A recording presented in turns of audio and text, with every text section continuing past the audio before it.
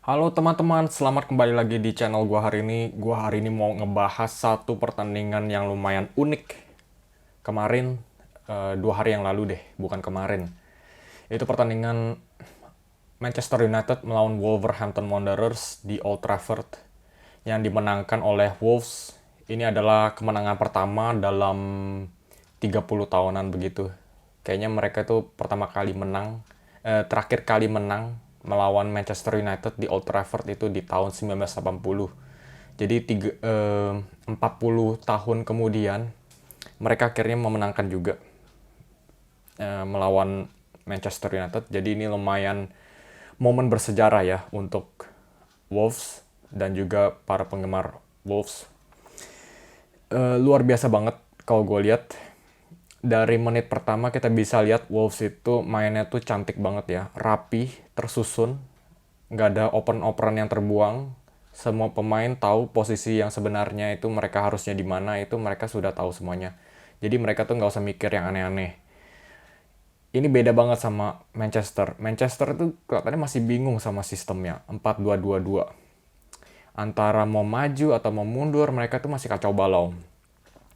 Mereka tuh kayak apa ya, nggak nyaman gitu loh, kayak misalnya baru pindah rumah baru terus mereka kayak masih apa ya, anggapnya ini kayak tempat asing gitu loh.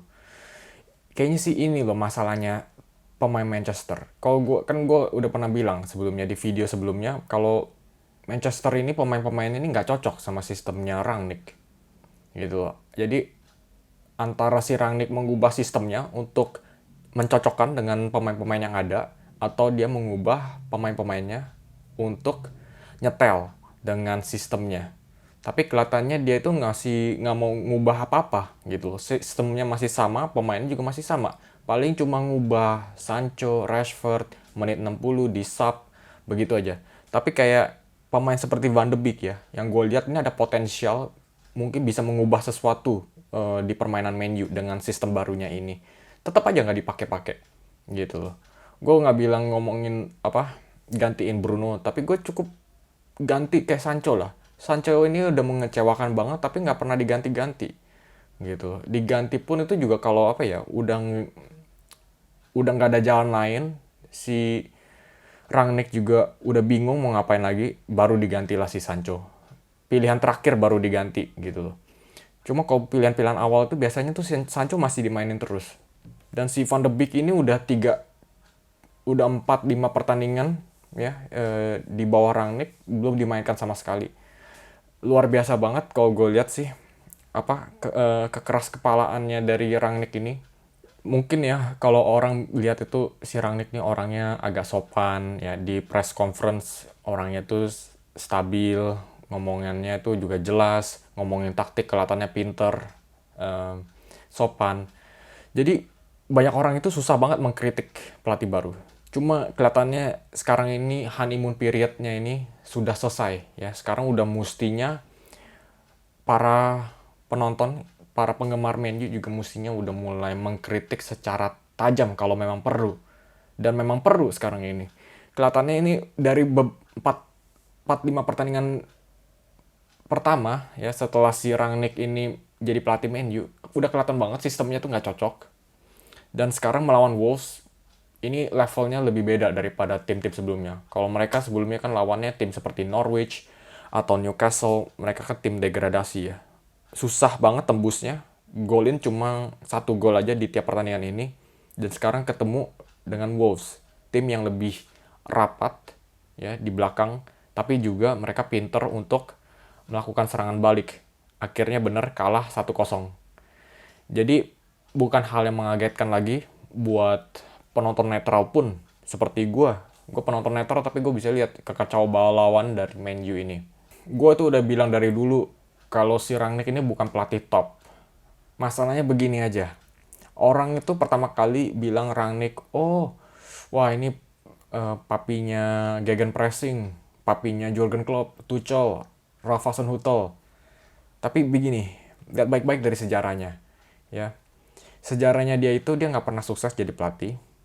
Dan kalau dia pun sukses ya, kalau orang pun merasa dia sukses atau dia sendiri merasa sukses, dia nggak mungkin menjadi director of football.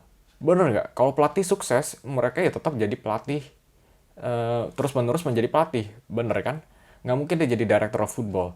Jadi kalau kita lihat dia akhirnya menjadi director of football, artinya ada sesuatu yang salah. Artinya ada sesuatu yang ada perasaan inferior mungkin dari si Rangnick ini. Mungkin dia merasa kurang memadai.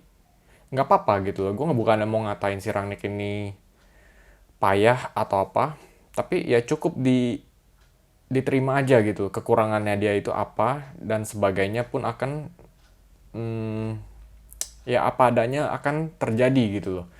Dan jadi kalau kita lihat dari sejarahnya si Rangnick ini, memang kita tuh nggak bisa expect terlalu banyak dari Rangnick ya.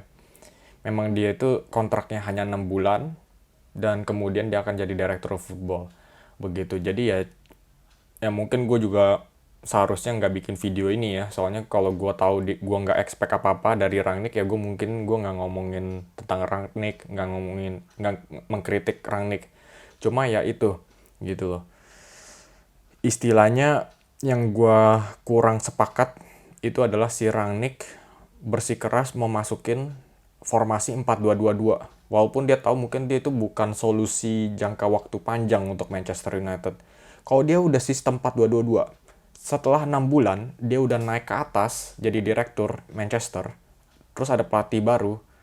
Nah, pelatih barunya belum tentu sesuai kan taktiknya, formasinya mau berapa, ya kan? Masa pemainnya udah nyetel dengan 4-2-2-2-nya, misalnya. Terus akhirnya ada pelatih baru yang masuk. Akhirnya merasa, oh ini bukan sistem ideal gua. Akhirnya gua harus ganti lagi, gua ngerombak lagi. Jadi buat apa gitu loh.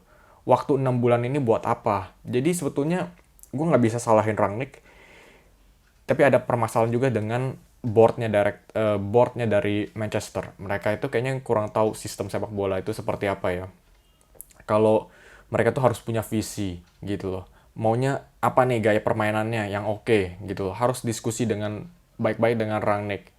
Ya gue nggak tahu sih ya, mungkin siapa tahu ke depannya si Rangnick mungkin akan naik ke atas, terus akan mencari kandidat penggantinya dia itu yang mungkin yang bisa meneruskan formasi 4-2-2-2-nya ini. Mungkin siapa tahu Hasan Huttl masuk ke Manchester dari Southampton, nggak ada yang tahu. Atau mungkin pelatih yang sama lah seperti Erik ten Hag.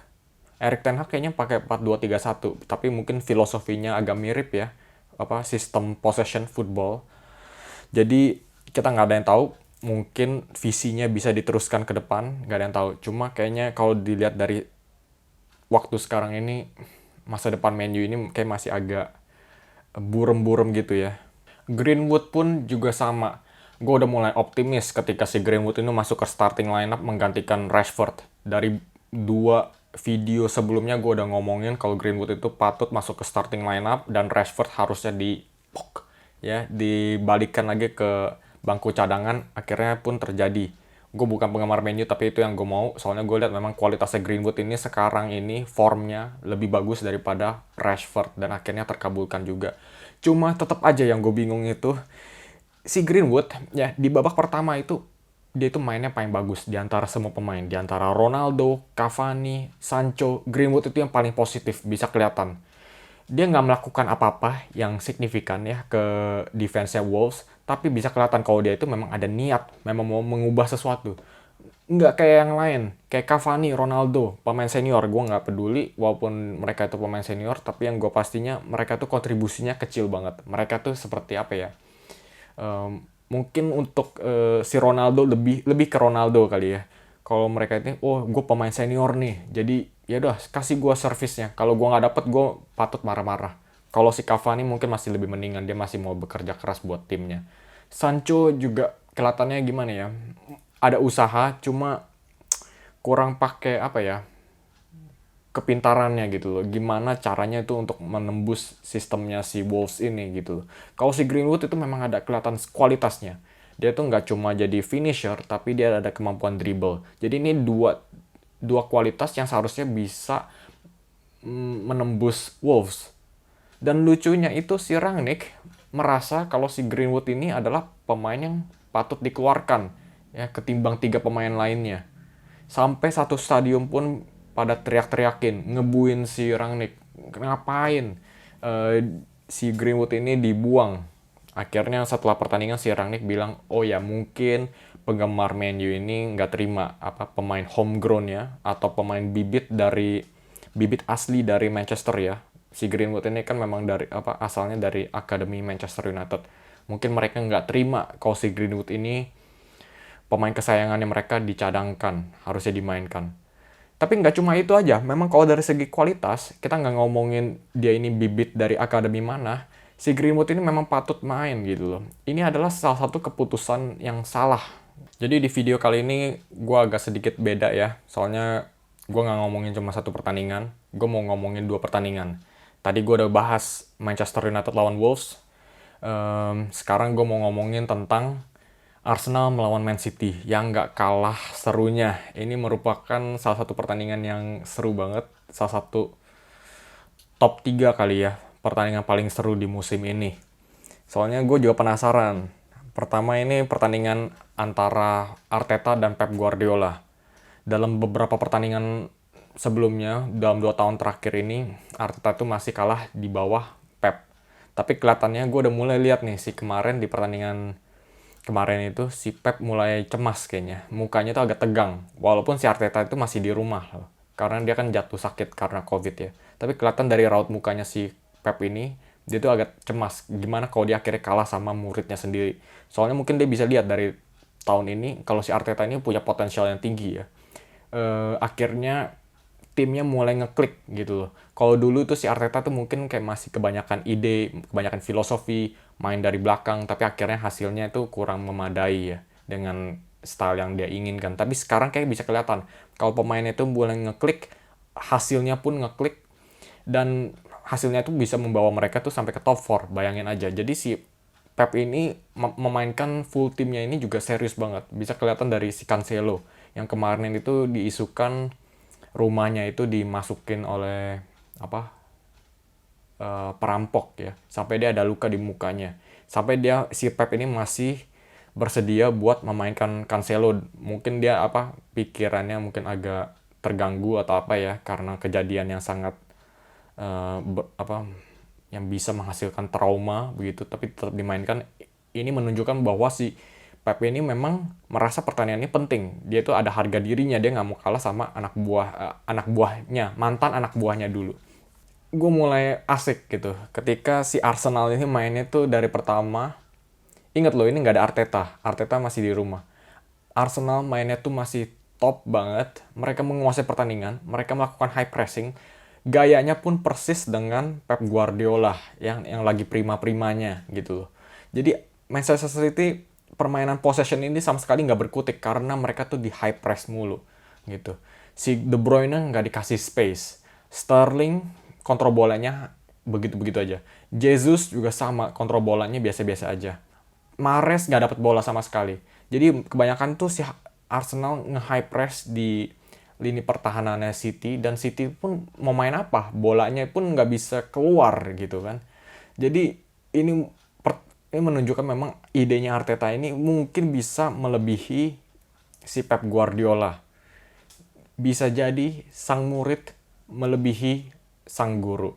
Cuma ya itu, mentalnya Arsenal itu, gue mungkin nggak usah ngomongin mental kali ya, soalnya mental Arsenal tahun ini memang udah beda sih ya. Cuma mentalnya mungkin masih ada sisa-sisa dikit. Kalau si Arsenal itu masih suka ngebotol. Kalau istilah bahasa Inggrisnya itu ngebotol. Artinya kalau bahasa Indonesia itu apa ya? Kayak menghancurkan diri gitu loh. Self-destruct di masa-masa penting gitu loh. Kalau dulu kan memang zaman-zamannya Capital One Cup ya, di final hanya melawan Birmingham. Bisa kalah sama Birmingham ya, lewat adu penalti di tahun 2011. Itulah self-destruct-nya Arsenal. Banyak banget kasus-kasus self-destruct, soalnya gue dulu penggemar Arsenal, jadi gue tuh lumayan paham. Jadi kalau kita lihat dari pertandingan ini, memang ini contoh yang paling mantep banget untuk kasus self-destruct-nya Arsenal lagi.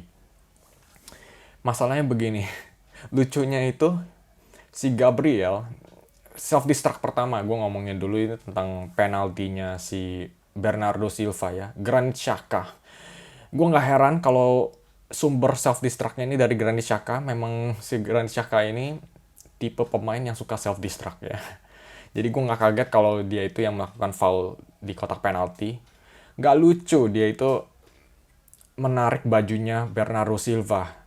Memang ada yang bilang kalau si Bernardo Silva itu mungkin udah ada niat ya buat ngedive, bisa kelihatan sih. Cuma itu kalau di VAR, lo narik baju orang di kotak penalti, terus gerakannya itu pun agak ketarik gitu ya. Dia si Bernardo tuh udah agak ke depan, terus si Granit Xhaka narik ke belakang. Itu kelihatan jelas momentumnya itu benar-benar ditarik sama si Xhaka. Jadi itu foul, nggak bisa dipungkiri lagi. Walaupun orang mau bilang Bernardo Silva mau coba ngedive, tapi itu memang ada kontaknya. Itu self destruct yang pertama. Dan yang kedua, lucunya lagi ada nih biang keladi yang kedua, si Gabriel, ya. Jadi kalau satu orang nggak cukup, Xhaka nggak cukup, butuh yang kedua, si Gabriel, orang Brasil. Mungkin Brasil ini memang terkenal dengan malis ya. Malis itu artinya tipu muslihat gitu loh. Jadi mereka tuh pakai taktik-taktik gimana yang bisa mengusik permainan, mengusik otak pemain. Dan si Gabriel ini melakukan sesuatu yang eh, udah sering digunakan ya, udah sering dilakukan sama pemain-pemain lainnya. Kotak penaltinya, apa kan ada titik ya di kotak penaltinya. Dia coba digosok-gosok pakai kakinya supaya mungkin agak licin. Jadi licin supaya si Mahrez yang ngambil penaltinya itu mungkin siapa tahu agak kepleset ketika dia tuh mau menginjak titik penaltinya tersebut. Begitu. Jadi si wasitnya tuh lihat kalau si Gabriel ini mau ngerusakin lapangan. Akhirnya dikasih kartu kuning. Akhirnya pun juga nggak ada efek. Si Mahrez penaltinya pun sempurna. Nah, nggak cuma itu. Kan posisinya lagi 1-0 tuh. Nah, si Arsenal ya mau ngebobolin kan buat nyeriin pertandingan. Cuma mereka tuh dapat chance besar lagi. Jadi ada miskomunikasi antara Ederson dan Laporte. Laporte nyundul bola, dia ngira si Ederson itu lagi di tempat siap buat nangkep bolanya. Ternyata si Edersonnya terlalu maju, bolanya itu udah hampir masuk ke gawang. Untungnya ada si Ake. Ake nge-clear, bolanya nyampe ke Gabriel Martinelli. Gawangnya lagi kosong loh, soalnya si Ederson masih agak ke depan kan. Nah, lagi kosong begitu, si Gabriel Martinelli pakai kaki kiri, open goal, ya, goalnya kosong, melompong, tinggal dimasukkan aja, tapi dia tendangnya agak keras kena tiang. Yang nggak apa-apa sih, gua nggak mau ngomongin Martinelli deh, dia pemain top. Dia nggak berhak buat dihina-hina, soalnya dia memang jago banget. Cuma itu self destruct, gue masih anggap itu self destruct kedua, ya, soalnya itu big chance ya buat seriin satu-satu. Nggak mungkin ada kesempatan yang lebih baik lagi daripada itu. Soalnya itu mungkin lagi momen dimana City itu lagi naik down, tiba-tiba bisa 1-1, itu harus diambil. Kesempatan itu harus diambil. Nah, self-destruct ketiga, itu nggak lama. Ini pokoknya semuanya ya, dari self-destruct 1 sampai ketiga, itu terjadi dalam 3 menit. Ya. Nah, self-destruct ketiga ini, gue nggak gitu nontonin sih. Cuma gue nontonnya dari replay. Nah, dari replaynya ini si Jesus mau coba ngedribble, tapi si Gabriel ini dengan isengnya itu dia menekel si Jesus gitu loh. Mungkin dia itu nggak sadar kalau dia itu dapat kartu kuning. Mungkin dia agak menyepelekan ya kartu kuning yang pertamanya, karena dia pikir itu mungkin bukan foul yang resmi ya, cuman apa digesek-gesek doang apa lapangannya. Mungkin dia jadi kayak kurang masuk ke otak kalau dia itu dapat kartu kuning. Jadi dia itu mungkin agak merasa nggak apa-apa kali ya, mungkin nge-fouling si Jesus. Mungkin pas lagi terakhir-terakhir si wasitnya baru keluarin kartu kuning, dia mungkin baru inget kali apa em, kartu kuning pertamanya itu dia sudah terima, makanya dia agak shock pas lagi dapat yang kartu kuning kedua. Itulah self destruct ketiga. Jadi self destruct ini udah lengkap ya, udah muter lingkaran penuh terjadi. Em, Sebetulnya Arsenal tuh masih bersaing ketat loh dengan Manchester City dengan 10 pemain loh. City itu nggak bisa create big chance atau apa ya yang bikin deg-degan atau apa. Sebetulnya si Ramsdale ini masih nyaman-nyaman aja di belakang begitu loh. Cuma gue nggak ngomongin ini self destruct. Cuma di menit-menit terakhir, kenapa mesti kebobolannya itu di menit-menit terakhir? Menit ke 90 baru kebobolan. Kenapa nggak menit 60? gitu loh. Jadi mungkin ini ada sifat mentalnya yang kita harus bahas ya. Kalau arus pertandingannya itu memang benar-benar dikuasain dengan Man City, akhirnya kebobolan, ya kita mungkin bisa terima. Tapi, kenapa Man City ini sebetulnya nggak menguasai pertandingan, tapi masih bisa kecolongan 1 gol juga si Arsenal ini. Ya kan, ini artinya mungkin kita bisa ngomongin ke sisi mentalnya Arsenal gitu loh. Cuma gue nggak mau ngomongin sisi mentalnya Arsenal kebanyakan, soalnya walaupun memang bener, ini mirip banget dengan Arsenal yang dulu, mental yang Arsenal ini kita nggak bisa bandingin sama yang dulu ya. Kita bisa lihat Arteta, itu beda dengan pelatih-pelatih sebelumnya seperti Unai Emery atau Arsene Wenger ya. Arsene Wenger dan Unai Emery menurut gue mentalnya itu masih mental yang bukan mental juara ya, masih mental-mental top 4. Top 4 gue udah happy dah, begitu aja. Udah, gue stagnan di situ aja. Mentalnya kurang kuat. Tapi kalau si Arteta ini bisa kelihatan dia tuh memang mentalnya tuh punya juara, punya visi kalau dia tuh suatu hari bisa membawa Arsenal tuh ke selevel Pep Guardiola atau apa. Kayak bisa kelihatan confidence-nya itu bisa membawa dia itu sendiri menjadi pelatih seperti Klopp, Pochettino atau Conte begitu, pelatih muda yang top banget deh. Jadi gue nggak bisa ngomongin terlalu banyak tentang mentalnya, soalnya ini kayaknya cuman kejadian satu seumur hidup kali ya. Soalnya bener-bener Arsenal ini menguasai pertandingan, tapi ya begitu, namanya bola itu bulat. Gue nggak punya alasan lain.